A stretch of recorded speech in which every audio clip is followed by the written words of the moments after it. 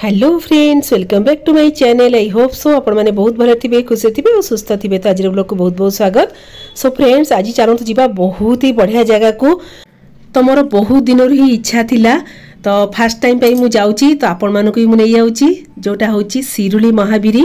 भुवनेश्वर चंदनपुर जीवा रोड रे वीर नरसिंहपुर गाँ देकिना आम मैंने जीवा शिरुली गाँ को। शिरुली गाँ रे ही शिरुली महावीर मंदिर।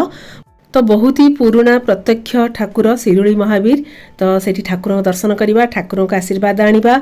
आ मु फास्ट टाइम पे जाउची, आ जो माने जाइथि भी से माने जानिथिबे, आ जो माने जाई नांती से माने गोटे थर जांतु, बहुत ही बढ़िया लागियो मंदिरटा।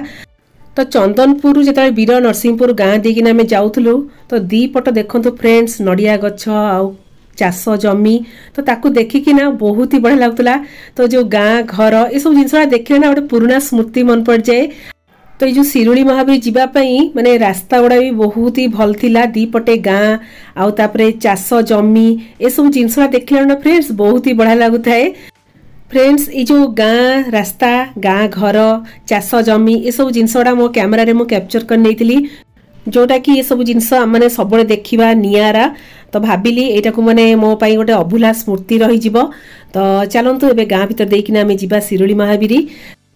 फ्रेंड्स, ये शिरुली महावीर ना रे गोटे माने गप अच्छी, जोटा कि मु बेसी जानी जी जानी कहबी। तो जो मैंने जानी थे से मत निहाती भाव कमेंट सेक्शन में जनइबे। तो आम शिरुली महावीर हनुमान ठाकुर बड़ देउल ही रोते। तो सी जो राति शुअती तो शोला बेले जो घुंगुड़ीर शब्दटा बहुत जोर आसला। तो हनुमान ठाकुर जो घुंगुड़ीर जोर शब्द रे लक्ष्मी माँ को बहुत असुविधा है शोयापाई। तो से लक्ष्मी माँ जगन्नाथ ठाकुर को कहले असुविधाटा। तो जगन्नाथ ठाकुर हनुमान ठाकुर को आदेश देले जे 2.5 पाउंड घुंची जीवाई। तो हनुमान ठाकुर 2.5 पाउंड घुंची आसते बड़ देउलू शिरुली गाँ को। तो जगन्नाथ ठाकुर का आदेश रे हनुमान ठाकुर शिरुली महावीर ना रे एठी रहिले। तो बहुत ही प्रत्यक्ष पुराना मंदिर। तो मुझे जानी आपण मानू कहली। तो फाइनली आम मैंने आसी पहुँची गले शिरुली गाँ माने शिरुली महावीर मंदिर रे। तो मंदिर भितर जीवा, ठाकुरंकर आशीर्वाद आनिबा। ता पूर्वरु मंदिर रे आमे जहाँ भोग करिबा, तो ये भोग सामग्री आमे सब नहीं जिबा। तो हनुमान ठाकुर पाखे चूड़ा घसा भोग लगी थाए। तो ये देखंतु चूड़ा केमती माने ताको गुंड कर रखाई। ये सांगे सांगे चूड़ा घसा करिकिना देबे। यही चूड़ा घसाटा ही ठाकुर पाखे भोग लगी थाए। तो आपण मैंने जो मैंने भी आसुवे शिरुली महावीरी, तो से भोग दुकान ही एमती चूड़ा घसा करिकिना दियंती ठाकुर पाखे भोग लगिया पई।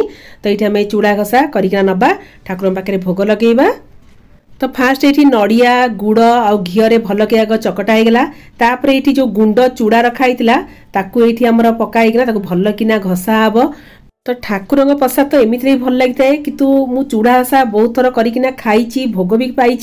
कितु शिरुली महावीर जो चूड़ा घसा भोगटा ना कही पारिबिनी, जेते भी कहबी कम, बहुत ही माने स्वाद। तो आपण माने जो माने भी आसुथिबे निहाती भाबरे चूड़ा घसा भोग लगेकिना प्रसादटा पाइबे।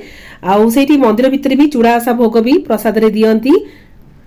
तो ये जो चूड़ा घसा भोगटा आम करथाउ, तो यहाँ समस्त को ही से अल्प अल्प कर बांटी था, क्या जेकोसी गोटे प्रसाद आम भोग लगे था समस्त को बांटी थाउ। तो ये चूड़ा घसा बहुत बढ़िया से करदेले। यही टाइप गोटे डाला रे से चूड़ा घसा रखिकिना आमको देबे। तो ये आम नड़िया और हनुमान ठाकुर पिंधा वस्त्र सब जिनस नहीं जाइलु, किंतु मेन जिनस हूँ यहाँ आमर चूड़ा घसा। तो ठाकुर पाखे 3 धूप भोग होता है। तो खरा बेले एंडुरी पिठा आउ अन्न भी भोग होता है। तो आमको एंडुरी पिठाटा मिलला नहीं, कारण जल्दी भोग होला सरी जाइथिला। तो आम चूड़ा घसा भोग पाइथिलु, आउ अन्न माने प्रसाद ताकू भी पाइथिलु। तो आम चूड़ा घसा भोग लगे रेडी हो गला, पूजा थाली भी रेडी हो गला। चलते एबे ठाकुर दर्शन करवा। तो शिरुली महावीर ठाकुर पाक मु फास्ट टाइम आसी। तो मो परिवार से तो मुझे आसती, मो जा देढ़शुर आम समस्त मिसिकिना आसलु। तो ये ठाकुर पाखे आग दीप बसई नवा। तो ये घीर दीप आउ राशि तेल भी दीप बिक्री होता। तो जेहेतु मंगलवार थिला से दिन हनुमान बार, तो ये ठाकुर पाखे दीप भी बसई नेलु। तापर जीवा मंदिर भितर को। फ्रेंड्स, मंदिर भितर को कैमरा अलाउ नथिला, तो बाहर मु किछिटा क्लिप नेइथिली। तो आपण माने देखंतु, आ जो माने आसीचंती से माने जानिथिबे, आ जो माने आसी नाती से माने निहाते बरे आसी बुलिकी जांतु। तो ये ठाकुरंकर आशीर्वाद पाइकिना मन को बहुत ही शांति मिलला। तो ठाकुर दर्शन कर सारा पर एटिके आसीगलु चाहा पिया पई। तो सबुठु भल लागिला जे माटी कप रे गरमा गरम चाहा पीबार मजाटा। तो जो माने चा लवर से माने बुझी पारथिबे मो मनर कथाटा। तो एठी मो मझिया चा आ मु मिसिकिना चाहाटा एंजॉय करजु।